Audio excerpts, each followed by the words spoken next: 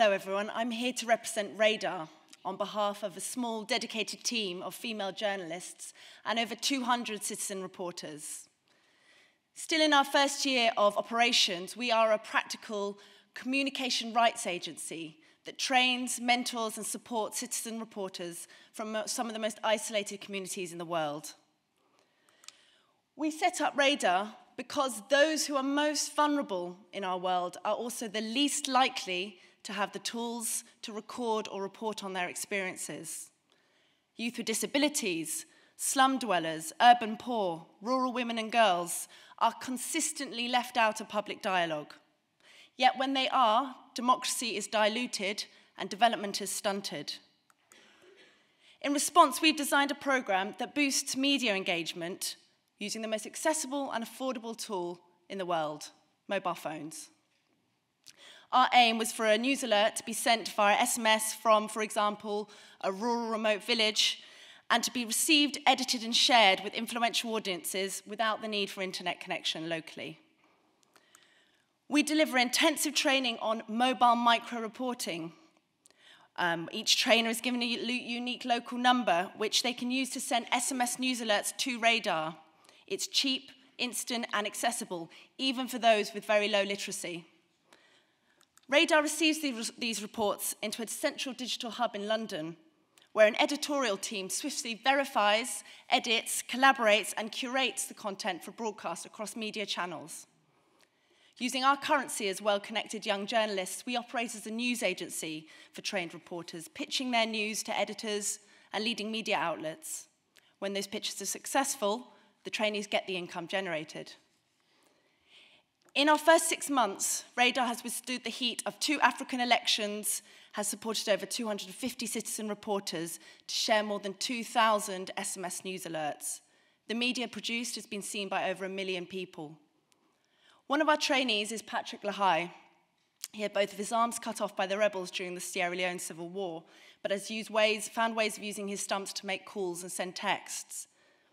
During the Sierra Leone elections in November, Patrick was one of our most active citizen reporters, working tirelessly to record the perspectives of voters around him in his hometown in Bo. As a result, his work was featured by the BBC's Click programme. Can these stories from beyond the radar really make an impact? This is Seri Bangura.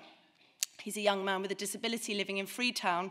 A few days after training and with hours to go before polling day, he sent us a simple SMS highlighting the fact that the government at the 9th hour was cutting tactile voting system for the visually impaired and blind voters. We tweeted his message, which was picked up by the EU Chief Election Observer and written into the official report. It also made it to The Guardian, and Seri got his first media commission. Up until now, we've been using a combination of free software to trial our system. Google's Gmail to SMS tool to connect with reporters, Tumblr to host content, and Ushahidi's crowd mapping software to map our reports. However, as our reporter network pushes 250 and we've started to deal with more sensitive news stories, we need to be able to scale up safely and securely. We are investing, therefore, in a new app and a platform that combines an SMS gateway, an editorial dashboard, and multiple share functions, including e-alerts to editors and outlets. A connected WordPress will blend mapping software and a thematic news site to offer a really dignified and powerful news platform for the content. We have a prototype, and we just need a little bit of investment to take it forward.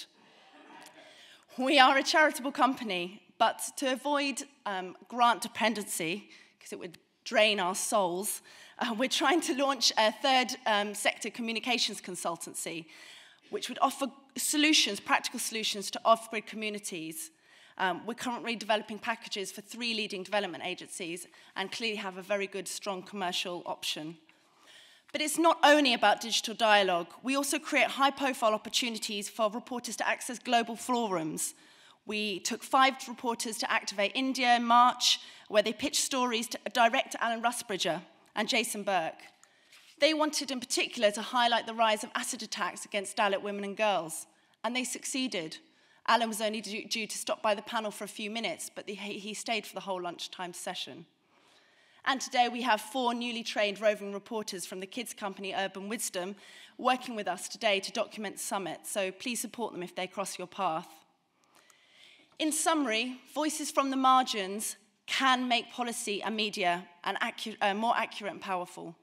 We are not just looking at a single digital divide, but a multitude of chasms that split along ethnic lines, along gender and social prejudices. Radar has a simple, effective programme for bridging some of those divides and bringing fresh voices from the margins to the front page. We've attracted significant project funding, and we are asking today if there's anyone out there who can help us with core funding. As mentors, investors, and advocates for open dialogue, it is an unabashed request for help, and we will do great things with that support if you can offer it. Thank you.